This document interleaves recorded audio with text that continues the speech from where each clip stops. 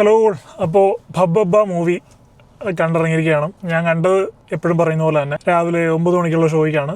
Alappuzha pan സിനിമാസിൽ നിന്നാണ് കണ്ടത്. അപ്പോൾ രാവിലെ ഇറങ്ങി നേരെ തിയേറ്ററിലേക്ക് വെച്ച് പിടിച്ചു. അതിനിടയ്ക്ക് റോങ് സൈഡ് കയറി വന്ന് മനഃപൂർവ്വമായിട്ടുള്ള നരഹത്യ നടത്താൻ ശ്രമിച്ച പ്രൈവറ്റ് ബസ്സുകാരൻ്റെ പിതാവിനെ ഈ അവസരത്തിൽ ഞാൻ സ്മരിക്കുന്നു. അത് കഴിഞ്ഞ് തിയേറ്ററിലെത്തിയപ്പോൾ തന്നെ ഭയങ്കര സെലിബ്രേഷൻ ആയിരുന്നു. അതായത് ചെണ്ടമേളം പരിപാടി കാര്യങ്ങളൊക്കെ ഉണ്ടായിരുന്നു. നേരെ പടത്തിന് കയറി പടം തുടങ്ങി. ഈ പടത്തിന് ചിലപ്പോൾ എനിക്ക് 2 അഭിപ്രായം ഉണ്ടാകും. കാരണം ഇത് തന്നെ ഞാൻ ഈ സിനിമ കണ്ട ഒരു അറ്റ്മോസ്ഫിയർ, ആ ഒരു വൈബ് ചിലപ്പോൾ നല്ല രീതിയിൽ തന്നെ ഇൻഫ്ലുവൻസ് ചെയ്യാൻ സാധ്യതയുണ്ട്. ഒരു സാങ്കല്പിക യൂണിവേഴ്സിലാണ് ഈ കഥ നടക്കുന്നത്. ഫാൻസിനെ കയ്യിലെടുക്കാനുള്ള എല്ലാ പരിപാടികളും ഇതിനകത്ത് ചെയ്തിട്ടുണ്ട്. സിനിമ തുടങ്ങിയ ഒരു 5 മിനിറ്റിനുള്ളിൽ തന്നെ ദിലീപിൻ്റെ ഇൻട്രോയുണ്ട്. പുള്ളി ഇങ്ങനെ വന്നിറങ്ങി. അത് കഴിഞ്ഞ് പിന്നെ അങ്ങോട്ട് നടക്കുന്നതെല്ലാം സിനിമയുടെ ആദ്യം എഴുതി കാണിക്കുന്നുണ്ട് നോ ലോജിക് എന്ന്. അപ്പോൾ അതിനോട് 100% നീതി പുലർത്തിയിട്ടാണ് പിന്നെ അങ്ങോട്ട് നടക്കുന്ന കാര്യങ്ങൾ. അങ്ങനെ ലോജിക്കൊന്നും പടത്തിലില്ല. എഴുതി കാണിക്കുന്ന പോലെ തന്നെ ലോജിക്കൊന്നുമില്ല. കാരണം തുടക്കത്തിൽ തന്നെ മുഖ്യമന്ത്രിയെ തട്ടിക്കൊണ്ടുപോകുന്നത് കാണിക്കുന്നുണ്ട്. അപ്പോൾ അത്രയും നിസ്സാരമായിട്ടാണ് മുഖ്യമന്ത്രിയെ തട്ടിക്കൊണ്ടുപോകുന്നത്. അപ്പം അങ്ങനെ നമ്മൾ ലോജിക്ക് നോക്കി ഈ സിനിമ കാണരുത്. അങ്ങനെ ലോജിക്ക് നോക്കാൻ താല്പര്യമുള്ളവർ പോകാതിരിക്കുക എന്നാണ് എനിക്ക് പറയാനുള്ളത്. നമ്മൾ ഓരോ സിനിമയും കാണേണ്ട അതിൻ്റെ ആയിട്ടുള്ള രീതികളുണ്ട്. അതിനുശേഷം വിനീത് ശ്രീനിവാസൻ്റെ ക്യാരക്ടറിൻ്റെ ഇൻട്രോ വരുന്നുണ്ട്. ഇത് ഞാൻ പറഞ്ഞ ഒരു പക്ക സ്പൂഫ് പടമാണ്. ഇതിൻ്റെ ഒരു ടോട്ടൽ ഒരു ഫോർമാറ്റ് പറയുകയാണെങ്കിൽ ഒരു പക്ക സ്പൂഫ് പടത്തിൽ ഒരു mass masala cinema type action choreography വന്നിട്ട് തെലുങ്ക് സിനിമയുടെ പോലത്തേക്ക് ഒരു കഥ വന്നു കഴിഞ്ഞാൽ എങ്ങനെ ഉണ്ടാവും, അതാണ് ടോട്ടലി ഈ പടം. ഫാൻസിന് സെലിബ്രേറ്റ് ചെയ്യാനുള്ള എല്ലാ കാര്യങ്ങളും ചെയ്തു വെച്ചിട്ടുണ്ട്.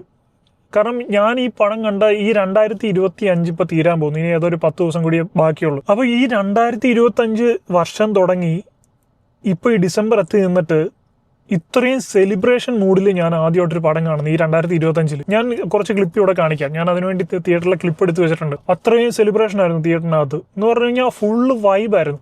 അപ്പോൾ ആ ഒരു വൈബിലൊക്കെ പടം കണ്ടിരിക്കാൻ ബെസ്റ്റ്. നമുക്ക് എന്താ പറയുക, സ്ട്രെസ്സൊക്കെ റിലീവ് ചെയ്ത് ആ ഒരു പക്ക വൈബിൽ കണ്ടിരിക്കാൻ പറ്റിയ ഒരു പടമാണ്. കഥയോ കാര്യങ്ങളോ ഒന്നും നോക്കരുത്. ചുമ്മാ സ്ക്രീനിൽ വരുന്ന കാര്യങ്ങൾ ഇങ്ങനെ കണ്ടിരിക്കാനാണെങ്കിൽ ഓക്കെ, ഒരു കുഴപ്പമില്ല.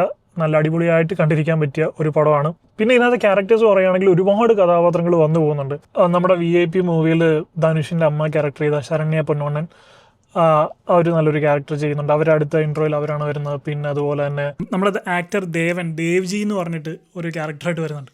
അപ്പോൾ പുള്ളിയുടെ ഇൻ്റർവ്യൂകളിൽ പറഞ്ഞ കാര്യം, പുള്ളിയുടെ തന്നെ പഴയ സിനിമകളിൽ പറഞ്ഞ ഡയലോഗ്, അതൊക്കെ വെച്ചിട്ട് നല്ല രീതിയിൽ പുള്ളിക്ക് ദേവ്ജി എന്ന് പറയുന്ന പുള്ളിയുടെ ഇൻഷലാണ്. ദേവ്ജി IPS എന്നാണ് പുള്ളിയുടെ പേര്.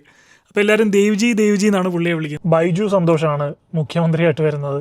അദ്ദേഹം അറിയാലോ, അദ്ദേഹത്തിന് എപ്പോൾ കൊടുത്താലും ആ റോൾ അദ്ദേഹം ഭംഗിയായിട്ട് ചെയ്യും. പിന്നുള്ള ക്യാരക്ടേഴ്സ് എന്ന് പറയുന്നത് ബാലു വർഗീസ് വരുന്നുണ്ട്, അശോകൻ വരുന്നുണ്ട്, പിന്നെ ധ്യാൻ ശ്രീനിവാസൻ, വിനീത് ശ്രീനിവാസൻ. അപ്പം ഇങ്ങനെ വലിയൊരു താരനിര ഇങ്ങനെ വന്നുകൊണ്ടിരിക്കുന്ന ഒരു പടമാണ്. അപ്പോൾ ആദ്യത്തെ ഒരു ഇൻ്റർവെൽ വരെ ഇതെന്താണ് സംഭവം ഒരു സ്ലോ പേസിൽ ഇങ്ങനെ പോയിക്കൊണ്ടിരിക്കുക. എനിക്ക് വലിയ ഒരു ഇത് തോന്നിയില്ല. ആൾക്കാർ സെലിബ്രേറ്റ് ചെയ്യുന്നുണ്ട്.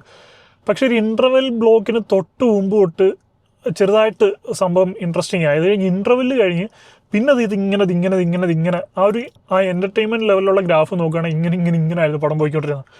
പിന്നെ പറയണല്ലോ, മോഹൻലാലിൻ്റെ വരവുണ്ട്. അദ്ദേഹത്തിനെ ബൂസ്റ്റ് ചെയ്ത് മാക്സിമം ഫാൻസിന് എന്താണ് വേണ്ട ആ സാധനം കൃത്യമായിട്ട് ചെയ്തു വെച്ചിട്ടുണ്ട്.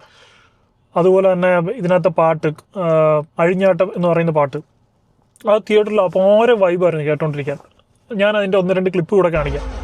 അപാര വൈബ് എന്ന് പറഞ്ഞാൽ അപാര വൈബായിരുന്നു. ആ ഒരു ശരിക്കും ഞാൻ എൻജോയ് ചെയ്തു. സത്യം പറഞ്ഞു കഴിഞ്ഞാൽ നല്ല രീതിയിൽ എൻജോയ് ചെയ്തു.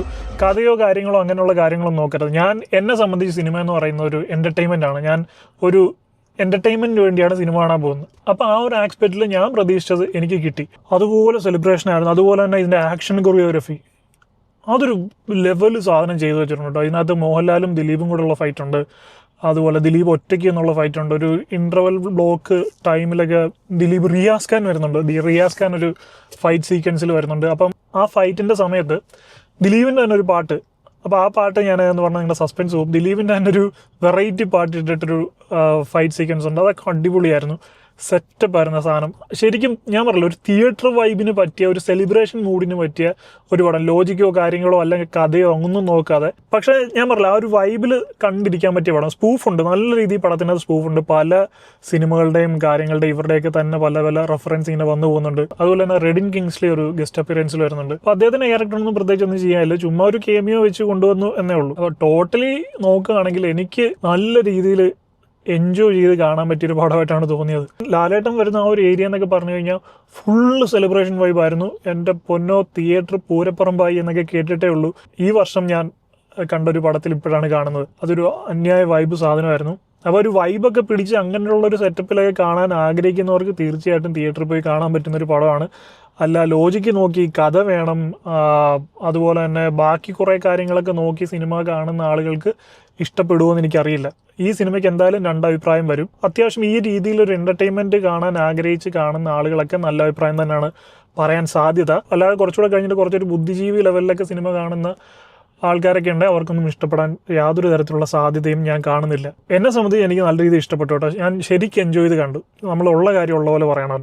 നമ്മൾ അല്ലാതെ തിയേറ്ററിൽ നിന്ന് എൻജോയ് ചെയ്തിട്ട് പുറത്തിറങ്ങിയിട്ട് അത് അങ്ങനെയായിരുന്നു ഇങ്ങനെയായിരുന്നു മറ്റേന്ന് മറിച്ചാണെന്ന് പറയുന്നത് അതിനോട് എനിക്ക് താല്പര്യമില്ല. ഞാൻ എൻജോയ് ചെയ്തിട്ടുണ്ടെങ്കിൽ എനിക്ക് ഇഷ്ടപ്പെട്ടുണ്ടെങ്കിൽ ഞാൻ ഉണ്ടെന്ന് തന്നെ പറയും, ഇല്ലെങ്കിൽ ഇല്ല എന്ന് പറയും.